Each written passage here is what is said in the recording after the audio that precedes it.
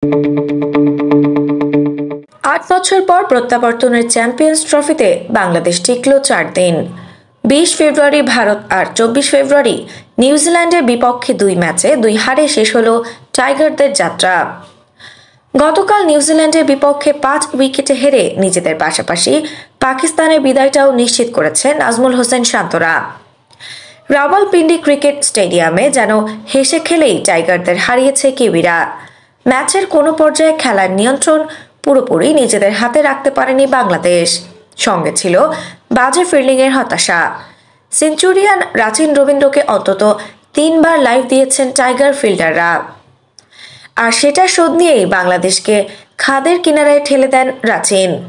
আর বাকি কাজ শেষ করেন গ্লেন ফিলিপস, টম ল্যাথামরা। হারের পর ম্যাচ পরবর্তী সংবাদ সম্মেলনে অধিনায়ক নাজমুল হোসেন শান্ত জানিয়েছেন এলোমেলো ক্রিকেটের কথা। আক্ষেপ করে বলছিলেন শান্ত, আমরা সিরিজ জিতলেও বেশিরভাগ সময় ঘরের মাঠে জিতি। দেশের বাইরে সিরিজ কমই জেতা হয়। আইসিসি ইভেন্টেও একই অবস্থা। একদিন বোলিং ভালো হয় না, আরেকদিন ব্যাটিং খারাপ হয়, আরেকদিন ফিল্ডিং খারাপ হয়। কেমন যেন এলোমেলো ক্রিকেট হয়। আমাদের এটা থেকে বের হয়ে আসার পথ খুঁজতে হবে। ব্যাটিং, বোলিং, ফিল্ডিংয়ে সম্মিলিতভাবে ভালো করার উপায় বের করতে হবে। দলের বোলারদের নিয়ে শান্ত বলেছেন, বোলিংয়ে আমরা খুবই ভালো শুরু করেছিলাম, কিন্তু ওরাও পরে ভালো ব্যাটিং করে। বোলারদের কাছে এর চেয়ে ভালো কিছু আশা করতে পারতাম না। তারা খুবই ভালো করেছে।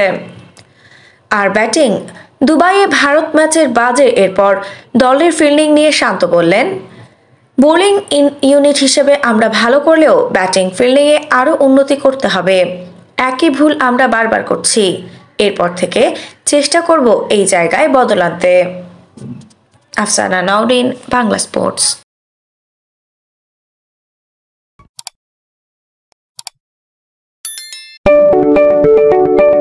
আপনি কি ফটোগ্রাফার খুঁজছেন? আমাদের আছে এক ঝাঁক অভিজ্ঞ ফটোগ্রাফার। সেই সাথে আমাদের আছে সরকারি ও আন্তর্জাতিক প্রতিষ্ঠানের সাথে কাজ করার এক বিশাল অভিজ্ঞতা। আমরা কর্পোরেট, মডেল, প্রোডাক্ট, ওয়েডিং, জন্মদিন সহ সকল ধরনের স্পোর্টস ফটোগ্রাফি সর্বোচ্চ কম মূল্যে করে থাকি। এছাড়াও আমাদের আছে নিজস্ব স্টুডিও। তাই আপনার ফটোগ্রাফির যে কোনো সেবা নিতে আমাদের সাথে আজই যোগাযোগ করুন।